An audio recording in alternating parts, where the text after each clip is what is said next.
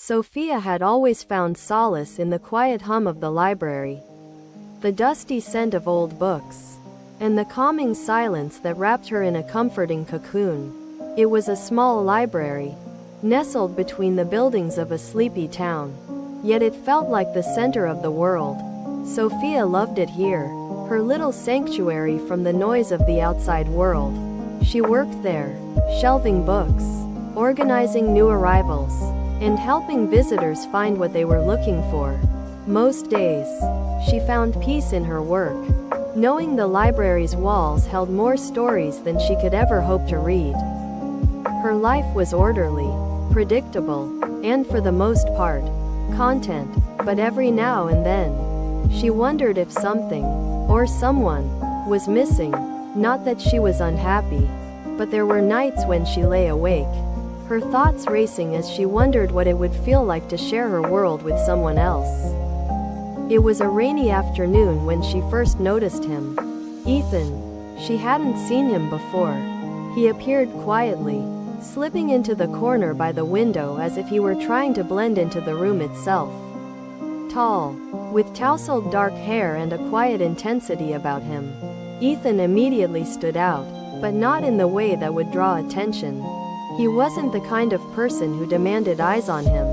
He was the kind of person who made you wonder what he was thinking, what story he might have. Sophia caught a glimpse of him as she passed by his table, her fingers brushing against the spines of books. Their eyes met for a brief moment. His gaze was sharp, but there was something tender about it, almost as if he had been waiting for her to notice him. Sophia's heart skipped a beat, and she quickly looked away, her cheeks flushing slightly. She hadn't expected the jolt that ran through her body at the mere glance. She had always been a solitary person, and she liked it that way. People, especially strangers, could be unpredictable, but there was something about him, something different. She couldn't explain it. For the rest of the afternoon, as she busied herself with her duties, she couldn't help but steal glances at him. He was absorbed in a book, but every time she passed by, his eyes seemed to follow her. It wasn't in a way that made her uncomfortable. It felt more like a quiet curiosity, a gentle acknowledgement. Hours passed, and soon, the library was nearly empty. The only other person left was Ethan, still at his table, his face partially obscured by the book he was reading. Sophia took a deep breath, trying to shake the strange feeling that had settled over her, but she couldn't, as the clock ticked down the last few minutes of the library's open hours. She felt a soft presence behind her. "Hi," came a voice, and Sophia spun around to find Ethan standing a few feet away, an uncertain but warm smile on his face. "Hi," she said, trying not to sound too flustered. Her heart was beating faster than usual. "Can I help you with something?" Quote, I don't mean to bother you," he said, his voice slightly hesitant. I've been coming here a lot, and I noticed you always seem to know exactly where everything is. You must be really into books." Sophia blinked, surprised. "I guess I am," she replied with a soft chuckle. "It's my job." He smiled, a bit more confidently this time. "I was wondering if you could recommend a book. I'm looking for something different, something that would really make me think." Sophia paused, considering.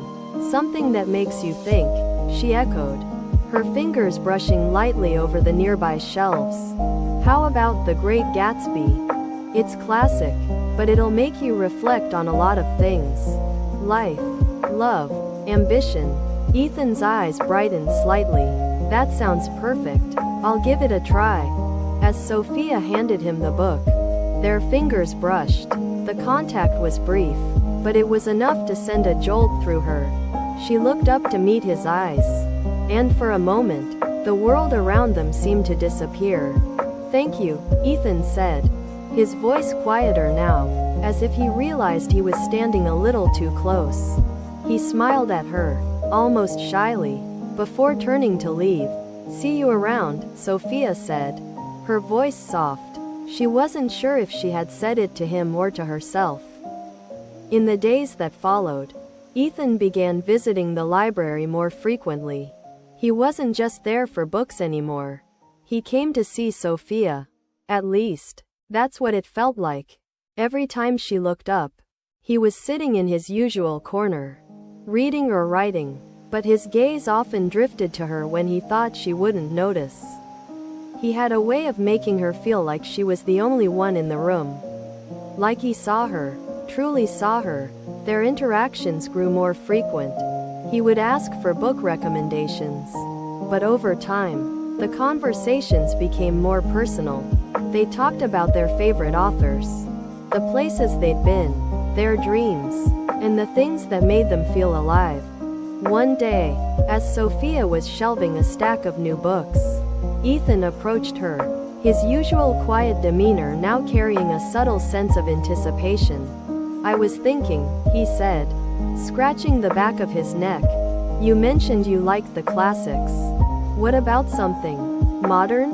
Something a little more contemporary?" Quote, Sophia raised an eyebrow, intrigued. "You want a recommendation?" Quote, "If you have one," he replied, his voice low, almost playful. I think you'd enjoy The Night Circus. It's whimsical, but it's also deep. It explores relationships, magic, and choices. You might find it interesting." Ethan smiled. "Sounds good. I'll check it out." That evening, after the library closed and they were locking up, Ethan lingered by the door. "Do you have time for coffee?" he asked. It wasn't an abrupt request, but it wasn't casual either. It felt more like an invitation he wasn't sure would be accepted. Sophia hesitated. She had always been cautious, reserved, but something about Ethan made her want to say yes. She wasn't sure what it was. Maybe his kindness, maybe his presence, but she found herself nodding. "I'd like that." They walked together to a small, cozy cafe down the street, one that always smelled like freshly baked bread and strong coffee. As they sat in a corner booth, the world outside seemed to disappear. They talked about everything: books, life, love, regrets.